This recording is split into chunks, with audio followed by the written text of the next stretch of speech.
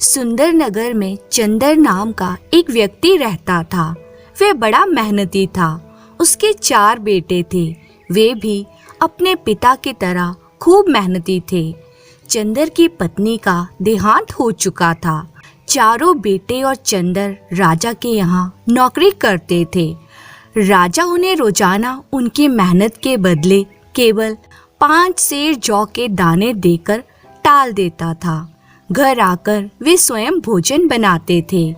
इतने कम अनाज में उनके परिवार का गुजारा नहीं हो पाता था, इसलिए इतने कम खाने में वे हमेशा भूखे ही रह जाया करते थे। कई बार चंदर के मन में राजा की नौकरी छोड़ने का विचार भी आया, किंतु यह सोचकर वे अपने विचार को मन से त्याग देता था कि यदि वे उसकी नौकरी छोड़कर किसी दूसरे शहर जाकर भी नौकरी करेगा तो राजा उसे अवश्य तलाश करवा लेगा और फिर उसको उसके परिवार सहित सूली पर लटकवा दिया जाएगा। एक दिन चंदर भोजन तैयार करने के लिए चूल्हे में आग दहका रहा था कि पड़ोस की एक बुढ़िया ने उसे आकर समझाया, ए चंदर, तुम्हारे 4 जवान बेटे हैं, फिर भी तुम चूल्हा झोंकते हो। तुम अपने बड़े बेटे की शादी क्यों नहीं कर लेते? घर में एक बहू आ जाएगी तो कम से कम तुम लोगों को चूल्हा तो नहीं झोंकना पड़ेगा। उस बुढ़िया को शायद ये मालूम नहीं था कि चंदर के बड़े बेटे नंद किशोर की 2 साल पहले ही शादी हुई थी। तब चंदर ने बुढ़िया को बताया, चाची, नंद किशोर की शादी हुए तो 2 साल बीत चुके हैं। मगर उसने अपना वाक्य अधूरा छोड़ दिया और फिर चूल्हे में फूंक मारने लगा। क्यों रे, क्या हुआ चंदर? मुझे भी तो बता क्या हुआ? बुढ़िया ने उत्सुकतावश पूछा।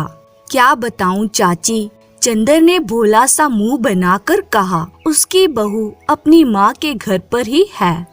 माँ के घर क्यों? तूने उसे वहाँ क्यों छोड़ रखा है?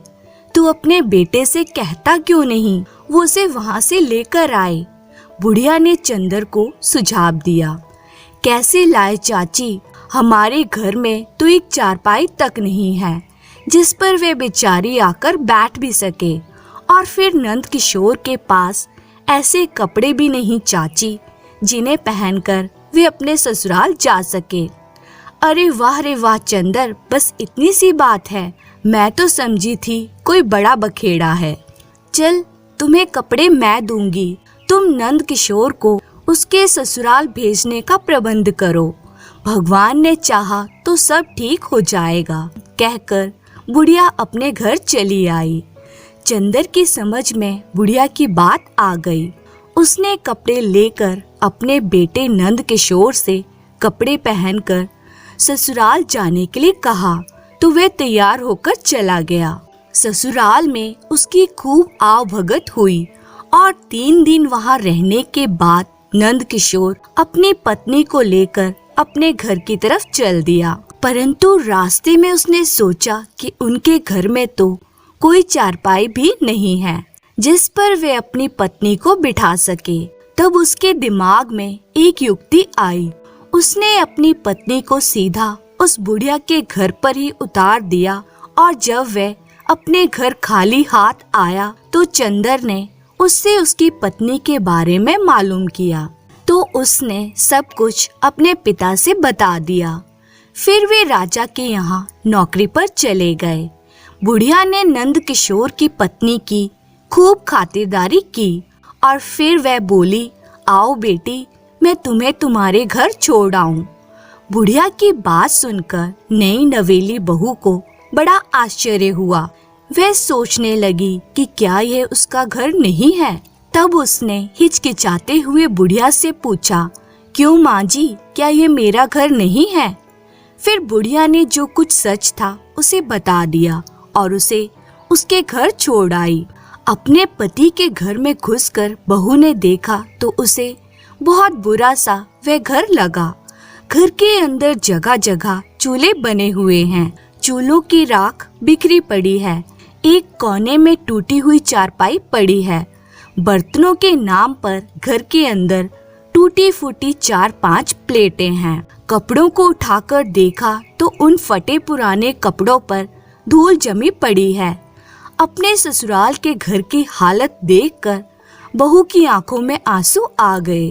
अब वे सोचने लगी कि पिछले जन्म में उसने ऐसी कौन सी गलती की थी जिसकी सजा भगवान उसे इस जन्म में दे रहा है।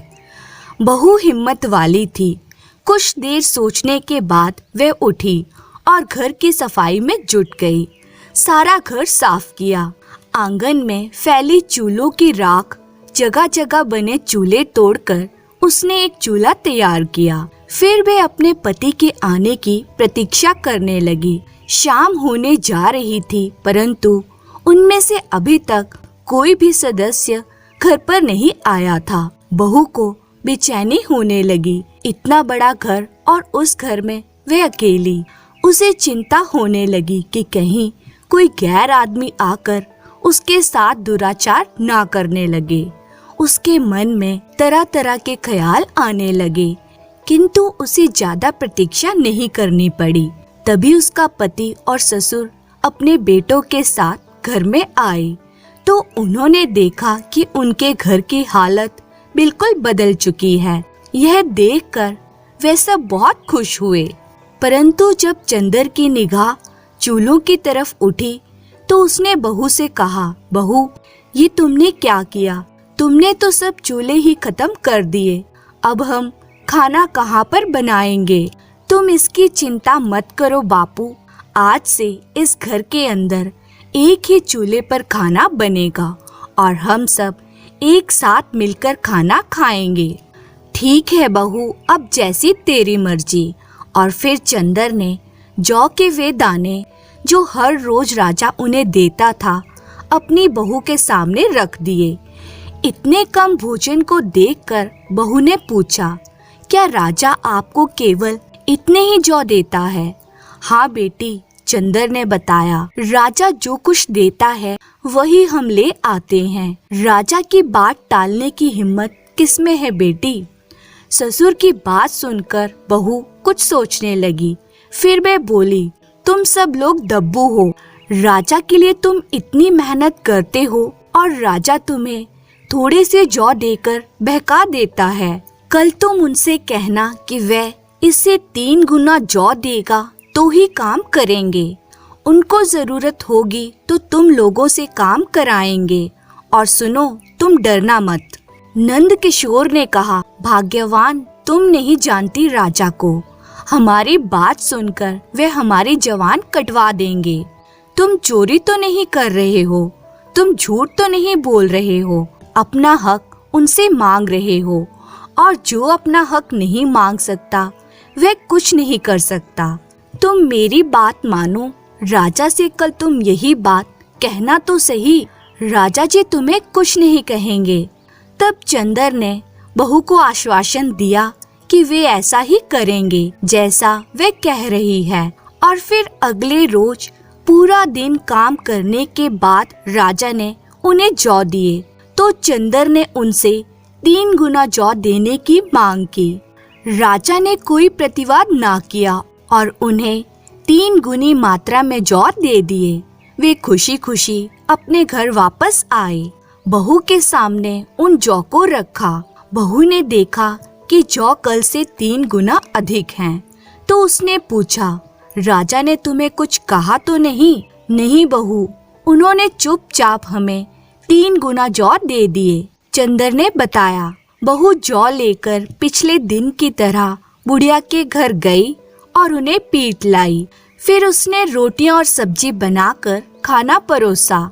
खाना खाकर सबने बहू को दिल से दुआएं दी। देवरों ने भाभी की खूब प्रशंसा की। बहू होशियार थी, वे अकल से काम लेती थी। राजा द्वारा दिए गए जौ में से वे आधे जौ बचाकर रख देती थी। 1 महीना उसने यही काम किया। फिर अगले दिन उसने अपने पति से कहा, ए जी सुनो, आज तुम राजा से कहना कि इतने जौ से हमारा काम नहीं चलता। वे कुछ न कुछ जौ की मात्रा और बढ़ा दे। शाम को काम निपटाने के बाद बाप बेटे राजा के पास गए और उसके सामने अपना प्रस्ताव रखा तो राजा ने बिना भू पटाख के जौ की मात्रा फिर 3 गुना कर दी। वे जौ लेकर घर आए। तब बहू ने जौ को देखकर अपने ससुर से कहा, बापूजी, तुम लोग कल से राजा के यहाँ काम करने नहीं जाओगे। फिर हम लोग क्या खाएंगे बेटी? बहू की बात सुनकर चंदर ने आश्चर्यचकित होते हुए पूछा, मैंने काफी अनाज बचा बचा कर इकट्ठा कर लिया है। तुम लोग बाजार में कोई दुकान देख लो और उसमें अनाज बेचने का काम शुरू कर दो। भगवान ने चाहा तो हमारे पास सब कुछ हो जाएगा। बहू की बात चंदर की समझ में आ गई। दूसरे दिन चंदर ने बाजार में एक दुकान का प्रबंध कर लिया। उसमें बहू द्वारा बताई गई योजना के अनुसार अनाज बेचने का काम शुरू कर दिया।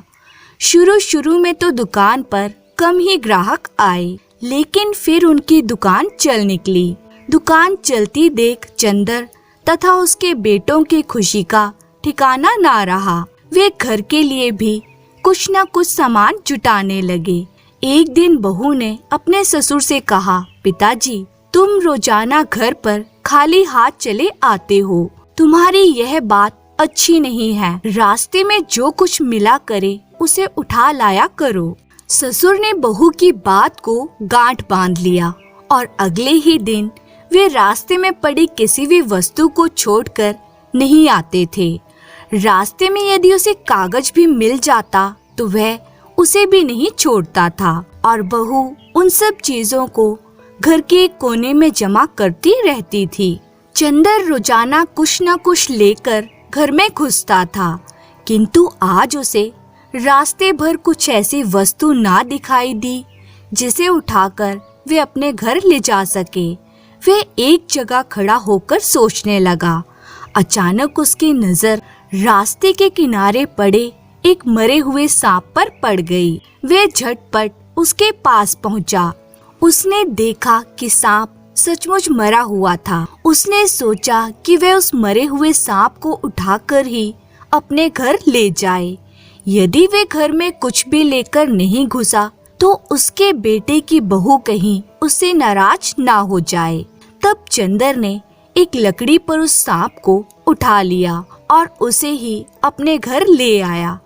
बहू ने जब अपने ससुर के हाथ में मरा हुआ सांप देखा तो वे उछलकर बोली, अरे यह क्या उठा लाए पिताजी? फिर कुछ सोचने के बाद वे बोली, खैर कोई बात नहीं, अब आप इसे ले ही आए हैं तो छत पर फेंक दो। चंदर ने उसको तुरंत छत पर फेंक दिया। यह संयोग ही था कि एक चील रानी का हार अपनी चोंच में दबाए उड़ रही थी। उसने छत पर सांप देखा तो वह तुरंत वहां उतर आई। चील ने हार को छत पर एक तरफ फेंका और सांप पर झपट पड़ी। वह सांप को उठाकर आकाश में उड़ गई। दोपहर को जब बहू छत पर कपड़े सुखाने चढ़ी तो हीरो का हार देखते ही उसकी आंखें आश्चर्य से फटी की फटी रह गई। उसने हार को उठा लिया और नीचे आकर उसे एक संदूक में सुरक्षित रख दिया। उसी दिन नगर में मुनादी हुई कि एक चील रानी का हीरो का हार लेकर उड़ गई है। जिस किसी व्यक्ति को वह हार मिल जाए उसे राजा के दरबार में पहुंचा दे। राजा उसे मुंह मांगा इनाम देंगे। जब यह बात बहू को पता चली तो उसने हार के बारे में किसी से कोई जिक्र नहीं किया। नगर के सभी लोगों के जुबान पर रानी के हार की चर्चा थी, लेकिन हार अभी तक मिला नहीं था।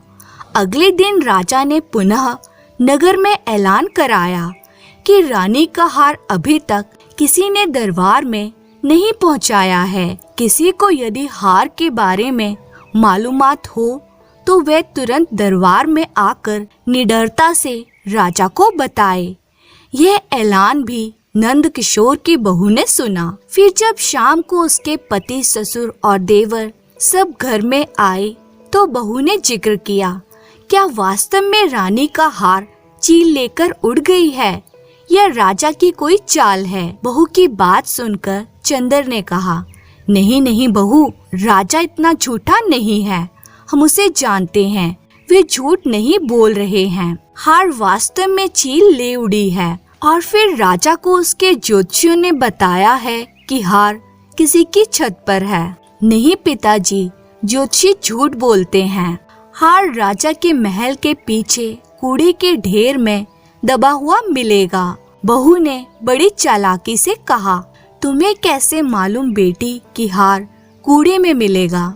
चंदर ने उत्सुकतावश पूछा। फिर बहू बोली, पिताजी, कुछ बातें ऐसी होती है जिन पर बहस करने से कोई फायदा नहीं होता। आप मेरी बात मानो, राजा के दरबार में झूठ मूठ की पोथी पन्ना लेकर जाओ और जैसा मैं कहती हूँ वैसी सूचना राजा को दे दो। बहू, तुम क्या कहती हो?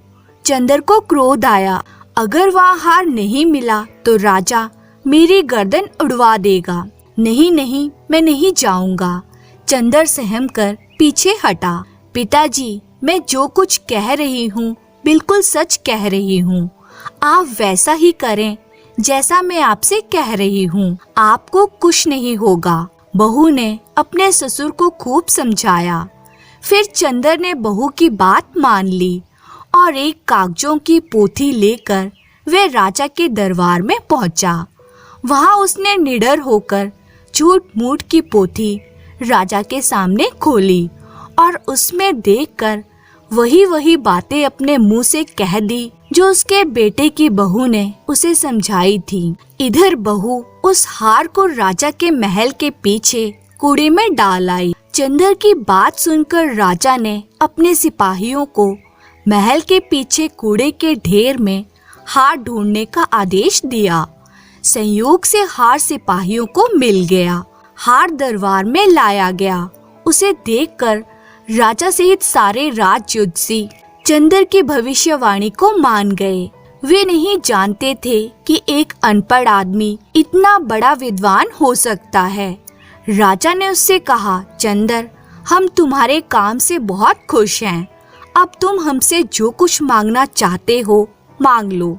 अन्नदाता, मैं आपसे क्या मांग सकता हूँ?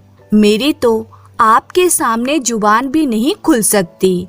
मैंने तो हुजूर अपने कर्तव्य का पालन किया है। चंदर राजा के सामने हाथ जोड़कर खड़ा हो गया। ऐसा कैसे हो सकता है? तुम्हें कुछ न कुछ तो अवश्य ही मांगना होगा। राजा ने पुनः चंद्र से आग्रह किया। राजा की बात सुनकर चंदर बोला, सरकार, मेरे बेटे तो बहुत मूर्ख हैं। हाँ, मेरी पुत्र वधू बहुत योग्य है। मैं उससे परामर्श करके आऊंगा, तब आपको बताऊंगा। ठीक है, जाओ, तुम इसी समय बहू से पूछकर आओ। राजा ने उसे घर पर भेज दिया। वह घर आकर बहू से परामर्श करने लगा। ससुर की बात सुनकर बहू बोली, ये कौन सी बड़ी बात है पिताजी? तुम राजा से वचन मांगो कि वह धनतेरस से लेकर दिवाली तक नगर में किसी के घर में दिया ना जलने दे। यहाँ तक कि महल के अंदर भी अंधेरा रहना चाहिए। बहू की बात चंदर की समझ में बिल्कुल नहीं आई। वह सोचने लगा कि कहीं बहू का दिमाग तो खराब नहीं हो गया। दिवाली पर सबके घर में अंधेरा कराकर इसे क्या मिलेगा? वह कहने लगा, बेटी, मेरी समझ में तेरी उल्टी सीधी बातें नहीं आ रही हैं। मैं ऐसी बात राजा से कैसे कह सकता हूँ? वह तो गुस्से में भरकर मुझे पागल खाने में डलवा देंगे। आप घर पर बैठकर ही राजा के निर्णय की बात स्वयं क्यों सोच रहे हो? वे आपको कुछ नहीं कहेंगे पिताजी। जाओ, जैसा मैंने कहा आप वैसा ही कहना। फिर चंदर इतना सा मुंह लेकर दरबार में पहुंचा। वहां राजा ने उससे पूछा, कहो चंदर, क्या सलाह मशवरा करके आए हो? सरकार, मैं जो कुछ सलाह मशवरा करके आया हूँ वह सब आपके सामने बता देता हूँ, लेकिन पहले आप मुझे एक वचन दें कि आप मेरी बात पूरी करेंगे। राजा ने हंसते हुए वचन दे दिया। फिर चंदर ने कहा, महाराज, धनतेरस से दिवाली तक सारे नगर में अंधेरा रखा जाए। कोई भूल कर भी अपने घर में दिया ना जलाए। आपके महल में भी अंधेरा ही रहना चाहिए। बस मेरे घर में घी का दीपक जलेगा। चंदर की बात सुनकर दरबार में उपस्थित सभी व्यक्ति सोच में पड़ गए। फिर राजा ने कहा, मुझे ऐसा लगता है कि तुम्हारा दिमाग खराब हो गया है। चंदर, सारे नगर में अंधेरा कराने से तुम्हें क्या मिलेगा? तुम ये मूर्खता भरी बातें छोड़ो और कोई अच्छी सी वस्तु मांग लो। मैं तुम्हें सब कुछ दे सकता हूँ। मगर चंदर अपनी बात पर अड़ा रहा। उसने पुनः जोर देकर राजा से कहा, मैंने जो कुछ कहना था कह दिया। मैं इसके सिवाय आपसे कुछ और नहीं मांगूंगा महाराज। और राजा को चंदर की बात माननी पड़ी। उसने उसे वचन दे दिया था। उसे अपने वचन की लाज रखनी थी। फिर राजा ने उसी दिन नगर में ऐलान करा दिया कि आने वाली दिवाली पर धनतेरस से लेकर दिवाली तक कोई अपने घर में दिया नहीं जलाएगा। यदि किसी ने आज्ञा का पालन नहीं किया तो उसे मृत्युदंड दिया जाएगा। राजा के इस आदेश से सारे नगर में हड़कंप मच गई। लोग राजा और चंदर को कोसने लगे। पता नहीं इन दोनों को क्या हो गया है। और राजा ने एक नौकर की बात मान ली। आज तक तो इस नगर में ऐसा हुआ नहीं था। यह तो सरासर राजा की जाति है। कोई कुछ कह रहा था तो कोई कुछ कह रहा था, लेकिन उनकी बातें वहाँ सुनने वाला कौन था? और धनतेरस का दिन भी आ गया। लोगों ने डर के मारे अपने अपने घरों में दीपक नहीं जलाए। पूरा नगर अंधेरे में डूबा हुआ था। केवल चंदर के घर में घी का दीपक प्रकाशमान था। दिवाली का दिन भी आ गया। लक्ष्मी अपने वाहन पर घूमने निकली। नगर में चारों ओर अंधकार फैला हुआ था। उनके साथ रिद्धि सिद्धि भी आई हुई थी। उन्होंने उनसे पूछा, आज दिवाली का त्योहार है, लेकिन इस नगर में किसी ने दीपक नहीं जला रखा है। आखिर क्या बात है? रिद्धि सिद्धि ने उन्हें सारी बात बताई। सुनकर लक्ष्मी जी बहुत निराश हुई। वे अंधेरे में नहीं रुकती थी। उनके पास हर समय ज्योति जलती रहती है। वे उजाले की खोज में इधर उधर भ्रमण करने लगी। फिर अंत में उन्हें चंदर के घर में दीपक जलता हुआ मिला।